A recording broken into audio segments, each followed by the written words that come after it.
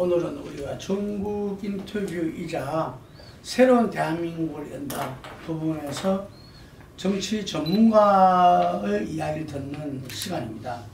국민의힘 김성태 전 의원님을 모셨습니다. 반갑습니다. 예, 반갑습니다. 김성태입니다. 예, 요새 좀 활력이 넘치시는 것 같습니다. 아무래도 뭐 방송 언론 활동을 통해서 지난 2년 7개월 동안 윤석열 대통령 국정 운영에 대한 이 여소야대 전국에서 많이 힘들었잖아요. 네. 그래서 방송 언론을 통해서 좀 실도 칠 거는 실도 치고 디펜스 할 건 디펜스하고 이렇게 많은 시간을 보냈습니다만은 참 시계는 작년 12월 3일로 멈춰버려가지고 대단히 안타까운 마음을 가지고 있죠. 그런데 대표님, 저는 줄기차게 윤석열 대통령이 그래도 뭔가의 우리 역사 역할을 한다면은 임기단축 개헌으로 7공화국을 열어라. 네. 그러면은 이게 뭔가 그래도 이렇게 자기 역할, 제가 알기로는 그 역사 이야기도 좋아한다고 그러거든요. 네. 웬걸 180도 다르게 비상계엄을 딱 해가지고 그날은 많은 사람들이 이게 꿈인가 생신가 이게 가짜 뉴스인가 막 이럴 정도였잖아. 그렇습니다. 네. 그래서 저도 12.3 비상계엄이 막 밤에 선포되고 난 이후에는 이건 아닌데 정말 왜 이런 판단을 좀 극단적인 판단을 통해서 아무리 이재명 대표의 그런 극악무도한 방식의 입법 권력이 아무리 국정 운영을 힘들고 어렵게 했다 하더라도 대통령이 선택할 수 있는 그런 그 대항, 저항 수단이 꼭 이 길은 아닌데 그래서 상당히 제가 우려했습니다. 그런 다음에 이게 바로 또 이제 국회가 탄핵을 또 해제 의결을 하고 국회에서 계속 이어져서 탄핵 소추가 이어지고 지금 이제 뭐 이런 상황까지 왔습니다만 이게 37년 이 지금 대한민국 헌법 체제도 상당히 좀 낡아 있잖아요. 그렇죠. 좀 그래서 손볼 때도 많고 그렇다면은 지금 이 어려운 국정 운영에 이 전국 돌파 방식을 가지고 개헌을 통해서 자신이 임기 단축을 통해서라도 이런 과도한 입법 권력의 상권 분립을 훼손시키는 그런 한마디로 정치의 힘은 이 대한민국 미래 발전에 맞지 않다. 또 이 과도한 대통령, 제왕적 대통령 통치 권력도 이렇게 국회 입법 권력하고 이렇게 충돌이 생길 수밖에 없는 지금의 이 권력 체제에도 문제가 있다. 이래가지고 개헌을 가져가면서 좀 국민을 돌렸으면 얼마나 좋았을까 하는 그런 바람이 있었죠. 근데 너무 안타까운 현실. 대표님, 근데 그 이후에 본 걸 보니까 이른바 충암파라고 하는 그 선후배하고 특히 이제 군에 있는 분들하고는 오래전부터 이야기를 나눴더라고요. 그렇습니다. 이거 뭐 갑자기 적흥적으로 나는 그게 아니더라고 보니까. 그래서 저도 이제 윤석열 대통령이 왜 저런 극단적인 국정 운영 방식을 선택했을 때에는 분명히 자기 혼자만한 오랜 시간 그런 고민 끝에 내린 그런 결심이 아닐 거라 이거예요. 누군가는 대통령실에 그런 다른 비서실장이라든지 정무 이런 참모 라인들과 고민을 했든지 안 그러면은 누군가는 뭐 강조 중에 장관들 중에 이런 고민을 같이 했던 사람이 안 그러면은 뭐 이렇게 자기 주변에 흔히 말하는 자신의 국정 운영 대통령이 또 이 정치에 대해서 또 많은 고민을 해주는 그런 쉽게 말하면은 조력들 이런 분들하고 누군가는 저 머리가 있었을 건데 고민에 대해서 그게 이제 흔히 말하는 충암파 경호처장 그 김용현 전 국방부 장관이 중심이었다는 사실. 그래서 제가 그 이후에 윤석열 대통령이 이런 오팔 하이 과정까지는 뭐 이 관심 몰입애들이 좀 있다. 그래서 관심 몰입 3인방을 제가 지적도 하면서 대표적으로 그 충암파 김용현 이것도 저 이상민 해양부 장관 이런 사람들 그 김용현 전 국방장관 같은 경우도 대통령께서 이 뭐 비상 대권을 가지고 지금 이 여소야대 전국에서 이런 정말 극단적인 입법 권력의 이 만행 행포에 의해 가지고 국정 운영을 못 해먹겠다 그런 심각한 상황이 돼 가지고 비상 댓글을 이야기하고 그게 방식이 비상계엄이라는 걸로 대통령이 이렇게 기결되어졌다면 그런 걸 가지고 자신하고 얘기를 했다면 이건 아닙니다. 그래도 이 방식은 아닙니다. 다른 방식도 마음껏 고민할 수 있는데 그걸 대통령이 그 고민을 한다고 해서 그걸 제가 아마 김영인 처장 같은 경우는 제가 이거 대통령의 뜻을 받들어서 만반의 준비를 다 하겠습니다. 뭐 그리 했지 않겠습니까? 그래서 나름 뭐 자기 중앙파 인맥을 갖다가 뭐 방첩사 사령관으로 앉히고 뭐 나름 뭐 쭉 준비를 했다고 보지만은 저는 형편없는 방식의 그 보니까요. 판단이었죠. 신현승인가 그 국방부 장관 하다가 지금 안보실장. 예, 국가안보실장. 이분이 국방부 장관 시절에 그거를 거기에 대해서 비상조치에 대해서 반대 의견을 이야기했더만은 교체버렸다는 거잖아요. 예. 그러니까 이제 처음으로 네. 대통령하고 이렇게 뭐 경호처장하고 몇 음. 분이 이렇게 이제 식사 자리에 있었는데 네. 그때 대통령이 이런 비슷한 고민이 좀 있어서 그건 절대 안 됩니다. 또 그 자리를 떠나고 나서도 이게 걱정이 돼가지고 그래서 김용현 당시 경호처장에게 절대 대통령이 그 방식은 맞지 않다. 이것만은 아니라고 분명히 전달해달라. 그랬다는 거 아닙니까? 네.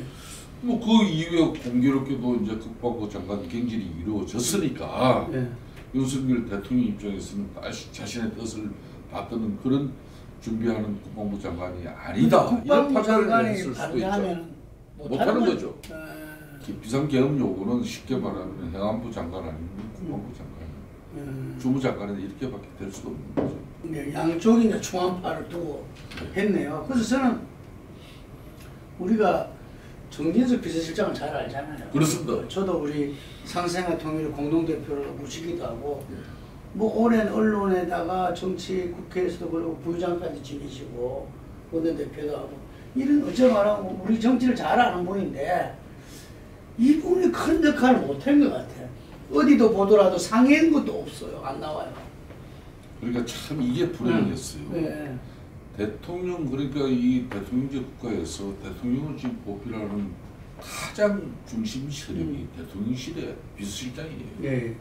그리고 수석들을 두고 있는 네. 것이고 사실상 이 대한민국 헌법 체제하에서 이 대통령제 국가에서는 가장 핵심 수족이 대통령실이 되고 대통령실이 이제 그 쉽게 말하면 장관들을 부처 장관들을 이렇게 각 수석도 선임 비서관들이 긴밀한 업무 협의가 이루어져서 국가를 통치하는 거란 말이에요. 그렇죠. 국가를 운영하는 거란 말이에요. 네. 근데 그 가장 중심 인물이 비서실장, 정무수석, 비서실장을 떠나가지고 그러면 정말 이 안보상의 큰 자유민주주의 근본적으로 체제가 이해받고 대한민국의 미래가 없다.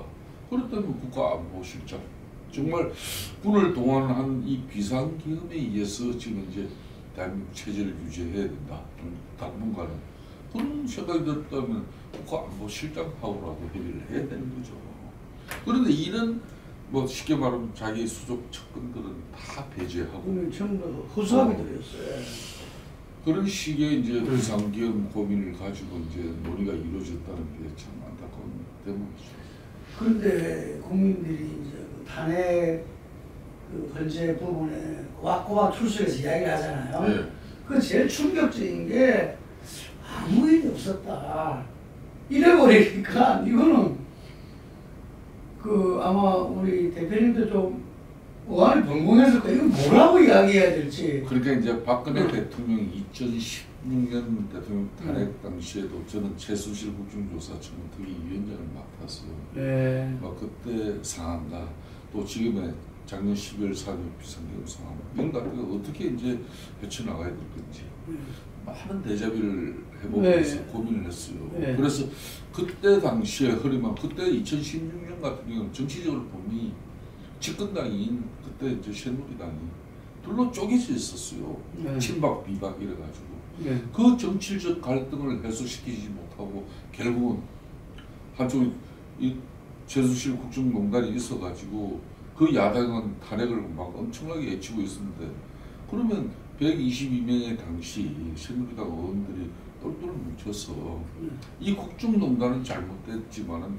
대통령이 탄핵을 당할 정도로 헌법과 법률을 위반했느냐 그런 측면에서의 결속과 지금까지 흉금을 털어내는 정치적 행위가 있었다면은 그때는 아마 그렇게까지는 안 갔을 거예요. 그럴 수 있죠. 예. 그래서 그런 걸 저는 반면교사를 삼아가지고 그때 당시에 흔히 말하는 대통령 측근으로서 친박 핵심을 했던 뭐 최경환 의원 이런 분들하고 긴급히 모여가지고 지금 윤석열 대통령이 이 국면을 어떻게 극복하는 게 좋을 것이냐 그런 걸 정말 긴급하게 자리를 해가지고 논의를 한 적도 있어요. 그럴 정도로 다시 정말 경상도 말로 죄가 없는 8년 만에 또다시 대통령 탄핵이라는 이 초유의 상황을 맞이하면 이번에 말 잘못되면 이 보수 우파는 정말 영원히 지리멸렬하게 그냥 집합필고 그래서 좀 지혜가 뭐였습니까? 그래서 이제 당시 한동훈 당대표 체제 윤석열 대통령 그 엄청난 갈등이 있었어요. 예, 그렇죠. 먼저 이거부터 이 불신과 갈등부터 좁혀야 된다. 그리고 지금 현재 민주당 야당하고의 지금 이 정치적 문제 이런 걸 여러 다각적으로 고민을 했었어요. 근데 그 엄청난 비상계엄을 선포한 상황에서도 윤석열 대통령과 당시 한동훈 대표는 당정 관계에 그 큰 간격을 좁히려고 하는 그런 정말 심각한 위기의식을 못 느끼고 있었어요. 난 그게 너무나 가슴 아팠어요, 지금. 이 시간에. 저는 이제 궁금한 게 어쨌든 그때 박근혜 때는 그 거의 122명 중에서 반 정도가 탄핵에 찬성해가지고 전체가 234명이었어요. 300명 국회의원. 근데 지금 이번에는 204분이 그 탄핵 소추에 찬성을 했잖아요. 그렇습니다. 국회의원 18명이 이제 찬성을 했거든요. 그래서 이제 주로 한동훈계다 이런 이야기를 하는데 아닌 분들도 몇 분 계시지만 이분들에 대한 평가 이게 국회의원 상당히 중요할 것 같아요. 어쩌면 이 사람들이 배신자냐 아니냐 뭐 이 부분은 이후에 국회의원에서도 중요하지 않겠습니까? 나는 배신자 그 흔히 말하는 프레임이 먼저 잡혀서는 안 된다. 예. 그 부분은 그때 당시도 제가 오죽하면 대통령 비상계엄 선포 이후에 이거 다시 대통령 탄핵 초유의 상황이 맞이할 거는 뭐 불을 보듯 뻔한 건데 이걸 어떻게 이 급한 불을 끄야 되냐 그런 측면에서 제가 뭐 그 비사도 지금 이야기하고 있잖아요. 그죠? 그렇듯이 그때도 정말 위기의식을 느끼고 대통령이 이 비상계엄 선포한 그 정당성이나 당위성, 진정성에 대해서 당시 당과 한동훈 대표뿐만 아니라 108명 의원들이 그걸 공유를 했어야 되는 거예요. 정말 이런 불가피한 상황이었다.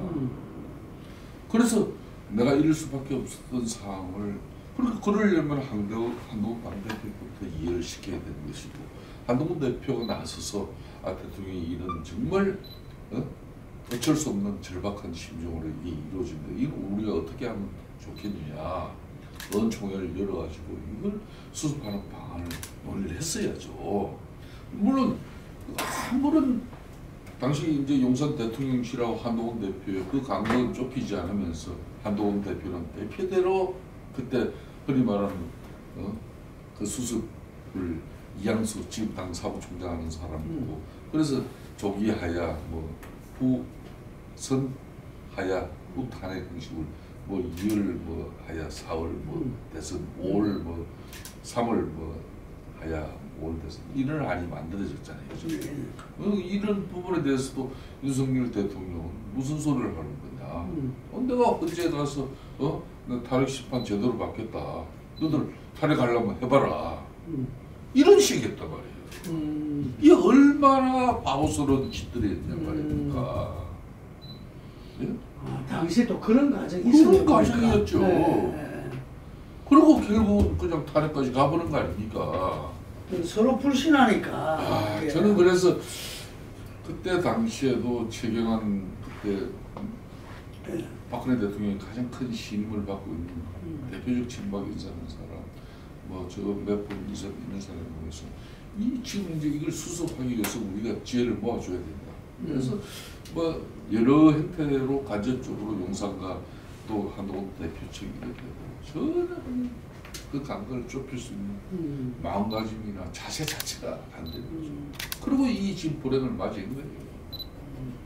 그러고 와서 지금 와서 뭐 그때 뭐 경고심을 주고 경각심을 주기 위한 그런 뭐 대통령으로서의 그런 뭐 대통령 통치 권한으로서 이게 작동된 부분이다. 그러니까 이 계엄 이 자체는 불법이 아니다. 그렇기 때문에 내란 때도 아니다. 뭐 이런 거 가지고 지금 현재에서 심판을 받는 걸 가지고 지금 이제 이 운동설 안에 그래도 자유우파 보수를 지키기 위한 그 엄청난 그 애칭 이런 부분이 얼마나 안타깝습니까? 그 지금 대표님께서는 비상계엄이 어쨌든 간에 위헌이다. 그 다음에 탄핵에 대해서 인용은 불가피하다. 아니다. 기각돼야 된다. 여기에서는 어떤 입장으로 지금 계십니까? 저는 뭐 비상계엄 자체는 저는 대통령의 판단이 적절치 않았다고 저는 보고 있습니다. 그렇지만은 저도 뭐 전직 원내대표로서 또 대통령 탄핵을 맞이해야 되냐 이 부분에 대해서는 지금 국민의힘 108명 의원들에게 내가 호소문에 글을 써가지고 글을 보냈어요. 아, 그래요? 이 탄핵만 막아야 된다. 네? 그래서 그 말은 저 대통령실과 국회 탄핵 그 상정되기 전에 그렇습니다. 그렇습니다. 한동훈 대표의 이 갈등을 줄여서 자 이미 물은 엎질러졌지만 이걸 어떻게 수습할 건지 예? 이 부분에부터 정말 좀 지혜를 모아 나가자. 슬기로운 대책을 하자. 예? 뭐 그런 당시에 호소도 하고 했습니다만 결국은 양쪽에서의 근본적으로 그 차이를 좁히지 못했기 때문에 탄핵까지 갔는데 저는 비상계엄은 잘못되더라도 이 탄핵까지 가는 것까지는 고민을 많이 했어요. 그러면 지금 현재 심판 과정은 이미 당시 이제 뭐 국회에서 탄핵 소추 의견이 이루어진 부분은 일정 부분 당시 국민들의 그런 여론 이걸 뭐 국민의힘 한동훈 대표 꼭 지지자들만 국회의원들만 그걸 판단하는 게 아니라 나름 뭐 헌법 개개인 헌법기관들이 판단한 거 아니겠습니까? 그렇지만 이제 국민의 생각은 국민마다 다 달라져요. 그때 당시는 여의도 이 대로를 까쳐온 그 국회에서 탄핵 소추 의견을 갖다가 응원하는 그런 국민들의 그 목소리가 얼마나 컸습니까? 그렇지만 이걸 좀 지나고 이렇게 대통령 탄핵 소추 의견은 지나고 보니까 민주당 입장에서 이재명 대표의 그 사업 리스크가 이 윤석열 대통령 비상계엄으로 해서 모두 다 그게 씻겨나가고 오로지 조기 대선 정국만을 만들려고 하는 현재에서 조기 탄핵만 빨리 심판해 주길 바라는 그런 쉽게 말하는 사법 절차의 어떤 그런 적법성을 다 무시하고라도 그냥 정치적 압박을 가했던 그 민주당의 그런 정치적 행위에 국민들 생각이 또 달라지기 시작했죠. 그게 지금 상황이거든요. 여론조사로도 1단계가 12월 달 비상계엄 이후가 되고 그 다음 1월 달부터 또 설전까지는 오히려 민주당이 지지세가 좀 떨어지고 국힘 지지는 지금 경합지역 양상이고 그리고 나서 또 설 직후부터는 또 오히려 이제 국힘 지지세도 주춤해 있는 좀 그런 상황입니다 지금. 그러니까 이 국민의 생각은 국민마다 달라진다는 얘기를 제가 왜 하냐면 안타깝지만은 윤석열 대통령의 탄핵 소추가 국회에서 이루어진 그 자체를 부정할 수는 없다고 봅니다. 그러니까 대통령을 만든 집권당으로서 공정한 사법 절차와 정치적 편향성을 걷어낸 그런 탄핵 심판이 되어야 한다는 그런 지극히 상식적인 정치 행위에 대해서는 어느 누가 이걸 갖다 국민의힘 집권당의 할 도리에 대해서 시비 걸 사람은 없을 거예요. 그러니까 지극히 절제된 그런 국민적 인계점을 늘 고려하지 않으면서 이렇게 집권당인 국민의힘도 마찬가지고 또 지금 이제 서울구치소에 계신 윤석열 대통령 측도 마찬가지입니다. 그래서 저는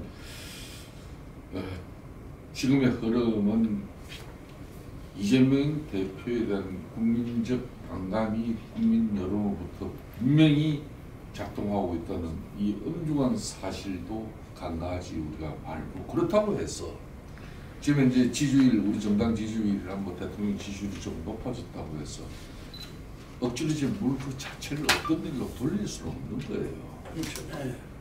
아까도 제가 말씀드렸습니다만 이재명 대표만은 안 된다는 그런 국민적 집단 지성이 움직이고 있는 부분도 있어요. 이걸 우리 자신들이 아전인수격으로 우리 마음대로 해석해버리고 우리 마음대로 지금 이제 이 정국이라든지 특히 국민들에게 상식선을 벗어난 뭐 정치 행위를 해버리면 언제든지 국민들의 마음은 또 완전히 되돌아 가버릴 수도 있는 거예요. 지금 대표님 이게 알다시피 서부지법 폭동 사태도 있었고 지금 탄핵 반대 집회가 예를 들면은 뭐 순수한 측면도 있을 수 있겠지만 정가원 목사 등은 옛날에 우리가 태극기 세력을 주도했던 분인데 상당히 좀 과도하게 국민을 가르고 있다 이런 것도 이 지적이 있고 그래요. 그런데 이 지금 헌재에서 탄핵이 만약 인용이 된다면은 뭐 지금 불복할 태세잖아요 이게. 나라가 잘못하면 둘중 날 수도 있다라는 우려도 많이 하더라고요. 그러니까 민주주의의 근간은 이제 법치고 네. 법은 최후의 보루지 않습니까? 보수의 우위는 그러니까 지금까지 바로 이 대목이었다는 사실을 우리가 명심해야 된다. 네. 우리가 법치를 부정해버리고 또 자유민주주의를 지금 대통령이 지키고자 했던 그 근간이 뭐겠습니까? 법치거든요. 이 법치 자체를 갖다가 우리가 사법 질서를 혼란스럽고 혼돈하게 이재명 대표처럼 똑같은 방식으로 우리가 해버리고 또 법원의 어떤 결정 이 자체를 갖다가 우리가 벌써 승복하지 않고 불복할 것처럼 이렇게 이제 흔히 말하는 보수 우파 세력의 결집이었다 그러면 그럼 중도 무당층에 계신 국민들은 과연 어떤 판단을 할 수 있겠습니까? 네. 저는 요 대목에서 우리가 좀 냉철한 지성을 찾아야 된다고 봐요. 2016 당시 최순실 국정농단에 있어서 진짜 논심원 하나 받은 적 없는 그런 박근혜 대통령이 탄핵이 되어버렸어요. 박근혜 대통령 탄핵되고 난 이후에 대국민 사과하고 정말 그 피골이 상접한 그 몰골로 가지고 본인이 헌재 심판에 국민 여론에 크게 저항하는 그런 운동을 갖다 본인이 다 안고 가겠다 그랬죠. 안고 네. 모든 걸 가겠다. 그렇게 하고 그 가녀린 몸을 가지고 수감식을 몇 년 했습니까? 네? 4년을 했지 않습니까? 네?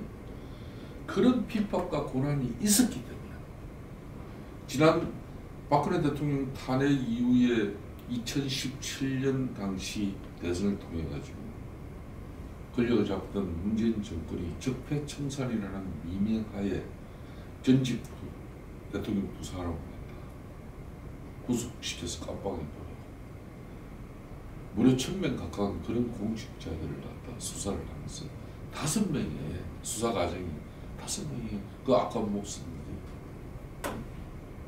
자신이 그냥 자신의 그 소중한 목숨을 포기할 정도로 그런 정말 극악무도한 정권의 실상을 그때 우리 국민들이 지켜봤습니다. 또 그렇게 하고 그때 당시 박근혜 대통령이 탄핵되고 나니까요. 당시 자유한국당 지지율이 5% 정도밖에 안 됐어요. 5%에서 10%. 그때 제가 원내대표를 했었습니다. 근데 그때 문재인 정권은 적폐청산이라고 이렇게 촛불 민주주의 정권이라는 자신의 그 정권의 당위성을 내세웠지만 당시 더럽힌 일당들과 댓글 조작하기 통해서 국민들의 마음을 도둑질한 그런 정권으로 그 댓글 조작. 그래서 더럽힌 특검을 저 자신도 이 부모가 물려준 이 소중한 목돈의 하나가 재산인데 그 노숙 단식을 9박 10일을 했습니다. 정말 죽을 만하니까 민주당에서 청와대 당정협의를 통해서 그 특검 수행해 준 거 아닙니까? 그 특검을 통해 가지고 문재인 대통령의 가장 핵심 측근이 더러킹 일당들과 댓글 조작을 통해서 자신이 대통령이 됐다는 걸 그걸 만천에 밝혀졌잖아요. 그때부터 문재인 정권은 조금씩 겁이 가기 시작하고 우리는 국민들이 쳐다보기 시작했어요. 우리 당은. 그렇게 해서 5년 만에 지난 2022년에 다시 우리 정권을 잡을 수 있었는데 과연 지금 우리가 하는 이 방식은 국민들에게 상식적이고 정말 이 보수파가 민주주의에 근간한 법치고 그 처에 모르는 법원이다. 막 그럴 정도로 우리가 자신이 있는 지금 처신인지 이거는 분명히 되돌아가야 역사의 아이러니라는 그때 적폐청산을 주도한 사람이 윤석열 대통령이잖아요. 그렇습니다. 그래서 홍준표 시장이 늘 그걸 처음에는 문제제기를 많이 했었는데 그렇습니다. 참 그래도 그 대선 후보로 받아들이고 그죠? 또 네. 대통령으로 또 모시고 했어요. 그렇습니다. 참 그래서 제가 강 교수, 가운데 교수라고 해보니까 이런 이야기를 하더라고요. 그분들이 대통령 후보 선출도 좀 바뀌어야 되는 거 아니냐. 그 시점에서 가장 인기 있고 또 상대를 누를 수 있는 사람, 대통령 자질 상관없이 그런 후보를 선출하고 그런 게임을 하는 거는 참 이런 불행을 또 나올 수 있다 이런 말을 하더라고요. 그게. 저는 지금 이 상황에서 제일 걱정하고 있는 부분이 지금 이재명 민주당 대표 같은 경우도 사실 2년 6개월 윤석열 대통령과 2년 7개월 8개월 동안에 자신의 사법 리스크를 극복하기 위해서 국민들이 그 소중한 입법 권력을 자신한테 민주당에게 그 많은 것을 준 거 아닙니까? 그 의석을 가지고 국정 운영이 제대로 되지 않을 정도의 장관들 탄핵시키고 심지어 헌법기관인 감사원장도 탄핵시키고 검사들도 탄핵시키고 입법 그냥 그 독단과 전행을 통해서 그냥 많은 거부권을 행사하지 않았는 그 사람 여기에 대해서 우리 국민들이 그걸 너무나 잘 알고 있어요. 그리고 만일 그러면은 조기 대선이 온다 그러면 지금 정강 목사나 전한길 강사 이런 분들이 중도 무당층까지 결집시켜서 또다시 보수 우파가 정권 재창출을 책임질 수 있다고 저는 봅니까? 어렵겠죠. 그분들이 중도 이런 무당층까지 이렇게 지금의 방식을 가지고 그건 아니거든요. 그렇기 때문에 지금은 이제 우리 국민들은 이 타협 없는 이 대통령 통치 권력과 또 극단적인 입법 권력의 이 대충돌로 발생한 이 대한민국의 이 불행을 과연 민주당이든 국민의힘이 어떻게 국민들 자신들을 이해시키면서 이걸 설득시켜 나가냐 이걸 보고 있는 거예요. 이 과정이. 그래서 원로들은 조기 대선이 일어난다면 그 전에라도 대통령을 좀 권한을 내려놓는 그런 개헌을 해야 되지 않나라고 성명도 내봤지만 지금은 시간적으로 불가능한 이야기잖아요. 지금 민주당 이재명 대표 입장에서는 조기 대선은 지금 현재 따남 당선이고 그렇기 때문에 지금 현재 김건희 특검법도 이제 쏙 들어갔잖아요.